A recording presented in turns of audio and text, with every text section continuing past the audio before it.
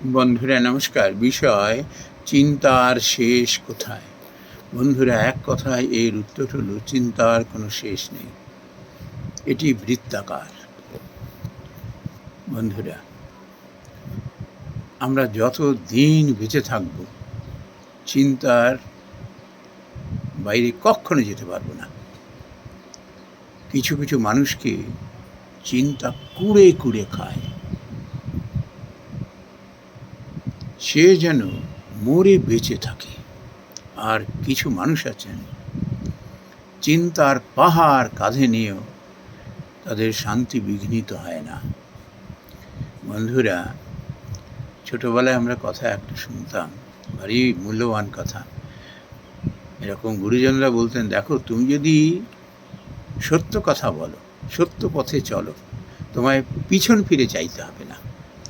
আর যারা কপট, যারা মিথ্যাচারী, তাদের কিন্তু ভয়ানক বিপদ। তারা তাদের চিন্তা কুড়ে কুড়ে খায়। কেন জানো? তাদের বারবার চিন্তা করতে হয়, এটা তো বলে ফেললাম, এই মিথ্যে কথাটা বললাম, এই কপটতা তো করলাম, ধরে ফেলে তখন কি করব। এইভাবে নিজের মধ্যে না সওয়াল জবাব চলতে থাকে, সে নিষ্কৃতি পায় না। বন্ধুরা, এই যে আমরা জীবনে কত বড় বড় মহামানবের কথা আমরা পড়ি, আমরা নানা রকম গ্রন্থে কত রকম মানুষের আমরা সন্ধান পাই।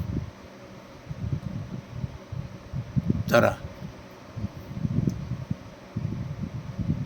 চিন্তার বড় বড় পাহাড় নিয়ে, বোঝা নিয়ে তারা জীবন ধারণ করেছেন, কিন্তু কখনো কেউ তাদের শান্তি নষ্ট করতে পারেননি। তার কারণ কি? তারা সত্যনিষ্ঠ। সত্যনিষ্ঠ মানুষ চিন্তার লাগামটাকে ঠিকভাবে ধরতে পারে। চিন্তা তাকে পরিচালনা করে না, চিন্তাকে তিনিই পরিচালনা করেন। কোথায় থামাবো, কোথায় ধরবো, তার হাতে সেই লাগামটি থাকে। তার কারণ কি? সে সত্যনিষ্ঠ। বন্ধুরা, এই সত্যনিষ্ঠ মানুষের একটা বড় অবলম্বন হলো ভগবান। আমরা শ্রীমদ্ ভগবদ গীতায়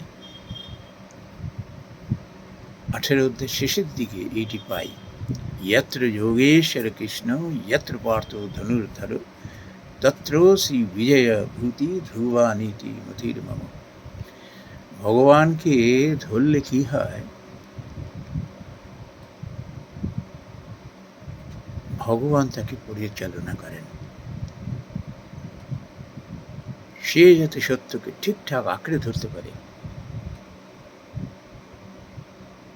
এ বিষয়ে ভগবান তাকে সহায়তা দেন।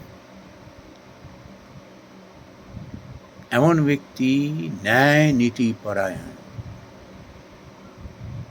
তার কাছে শ্রী থাকে। ভগবানকে যেহেতু আঁকড়ে ধরে আছেন, সে মানুষের সঙ্গে কখনো কপটতা করেন না, মিথ্যাচার করেন না, মানুষকে ভালোবাসেন।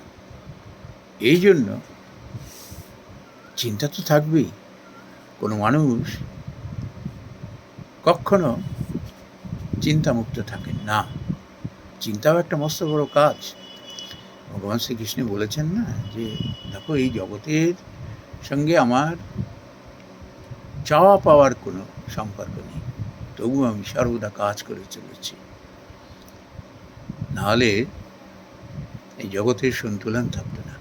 এমনি মানুষ চিন্তা তাকে করতেই হবে, কিন্তু সকারাত্মক চিন্তায় কখনো সন্তুলন নষ্ট হয় না। নকারাত্মক চিন্তায় সন্তুলন নষ্ট হয়ে যায়, মানুষ অসুস্থ হয়ে পড়ে, নালে মস্তিষ্ক বিকৃত হয়ে যায়। একটা মানুষ কাহাতক, তার হার্ড ডিস্কটা কত ক্যাপাসিটির হতে পারে। এই যে আমরা প্রচলিত একটা কথা আছে না, ওভার থিঙ্কিং। এই যারা কপট মানুষ, যারা মিথ্যাচার করে, মিথ্যা কথা বলে, তাদের কিন্তু সমূহ বিপদ।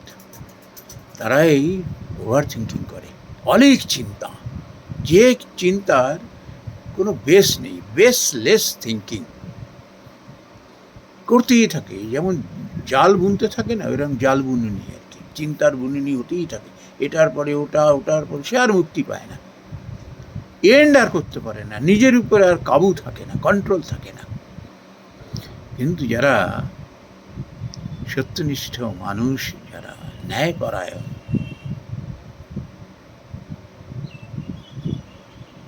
যারা নীতি নিয়ে চলেন, চিন্তা তো তাদের থাকবেই, কিন্তু এদের থেকে এর তফাৎ হলো, এর চিন্তা সাকারাত্মক। চিন্তার চাবিকাঠিটি তার হাতে থাকে, তার চিন্তা হয় সৃষ্টিমূলক। সে কখনো আলিক চিন্তা করে না,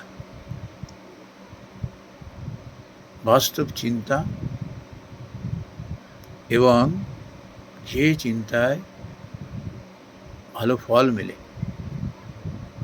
যেটা দেশ এবং দেশের কল্যাণে লাগে, নিজের কাজে লাগে, এমন চিন্তা। তিনি চিন্তাকে একেবারে নাগালের মধ্যে ধরেন। আমরা বাইরে থেকে ভাবি, ওরে বাপরে বাপ, কি চিন্তার পাহাড় তার মাথার উপরে, কি করে এটা নিয়ে আছেন। চিন্তাটা তার কাছে খেলা ওই কিছু নয়। সে নেগেটিভ চিন্তার জাল বোনেন না, তিনি সৃষ্টিমূলক চিন্তা নিয়ে খেলা করেন।